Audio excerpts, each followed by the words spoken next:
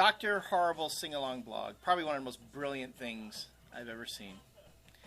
I had to buy then Buffy season 6 so I could have the Once More with Feeling It's funny episode. you say that because I watched the Dr. Horrible, the 3 episodes at my friend's house, and I was like at Randy's house, and I was like, man, I want to see the Buffy. I want to see the Buffy musical now. I haven't seen it. He's like, I've only seen it once. I'm like, all right. So the next day I brought it over and watched it again, and yeah, and the Buffy musical, when I saw it on TV, literally, when I first saw it, I'm like, this is the best thing has ever been on TV in the history of TV. Now, it holds up pretty good. It does? I was going to ask, did it hold up? It does hold up. Because I haven't seen it too. It was even better. It was better watching it on TV just because there's so many plot elements that come to a head in that one episode that, as a fan of Buffy, it was just a good story, but on top of that, just the whole musical thing just added to it. But I would say watch the whole season through, and so because that's the season where Buffy, where they bring they resurrect Buffy, and everything comes out in that episode where she wasn't in hell, but she was in heaven, and everything just falls apart, and that's when she kisses Spike and stuff like that. So, in the context of the show, so much stuff happened that it just made it that much better. But I still think it's one of the best things that's ever been on TV. And it just goes to show how clever you can be when you create a story. Come on, it was a friggin' musical. And the Dr. Horrible sing-along blog, people just start singing, like, for no apparent reason, and yet it works. Yeah, but within the contrast between the two is, so the Buffy musical, people knew that they were singing. Right. But in this, it is a musical in the fact that they just start to sing, and they don't acknowledge the fact that they are singing. That's correct.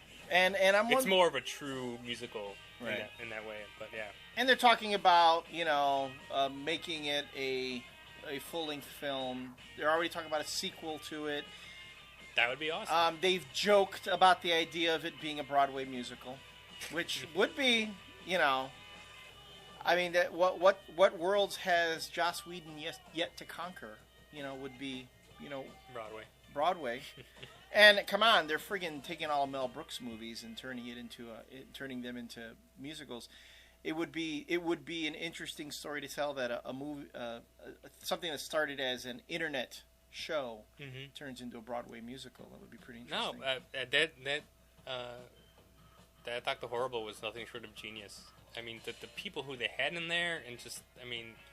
Well, I'm curious. Would it have worked if it wasn't Joss Whedon? What if it was some other... Oh, it's got Joss Whedon all over it. I understand that. And you haven't seen the ending yet. And the last episode, to me, like, all right, this is Joss Whedon did this. Okay. And I haven't seen it yet, so I will be sure I see it before our next sessions. But no, but but let's say you found just a talented group of kids. I mean, all throughout this country there are kids with video cameras, drama groups, musicians. What's keeping somebody else from doing something similar, or is it because it was Joss Whedon's fan base that made it so successful? I think the fan base had a lot to do with it. Mm-hmm. I mean, I am the Joss Whedon fan base. I'm in there, and when I heard about it, I was just like, I knew it was out there for weeks, and I was just like, Neil Patrick Harris, he's all right. Joss Whedon, all right, this is a cool thing. I'm like, I don't know, the Buffy musical was cool, but I don't know how this is going to be. I watched it, and I was like, totally changed my perception of what I thought it was going to be, and it just, I don't know, it was awesome. And it did cost a lot of money to make that too. I mean, we're talking. Well, I think that's six figures. I think that's the other thing that I was thinking too. I'm like, this is something that they did during the writer's strike, so there's not going to be any production values in it. It's just going to be Neil Patrick Harris singing and thing. And it's again, like it totally turned out to be something that I didn't think it would be. Right. It had good production values and shot in 6 days.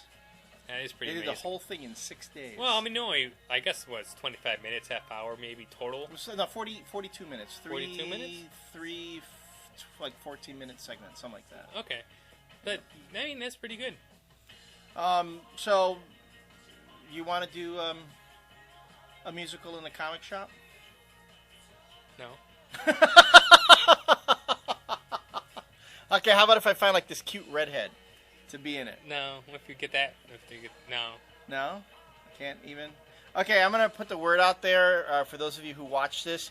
If you are a cute redhead who would like to be in the next internet musical sensation, write to me, care of the Comic Culture Warrior website, or drop me an email at redeyegeek@gmail.com and send a photograph so I can convince this guy that it's doable.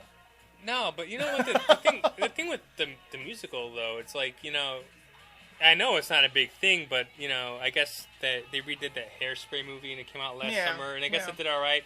And even like the Woody Allen musical that came out years and years ago. Right. Everyone tells me it was good. Yeah. It was all right. It's like Everyone Says I Love You, or Everyone something Says like I Love You, or something like that. But I mean, I guess I'm not so stuck on the musical aspect as I am on the fact that it was a successful internet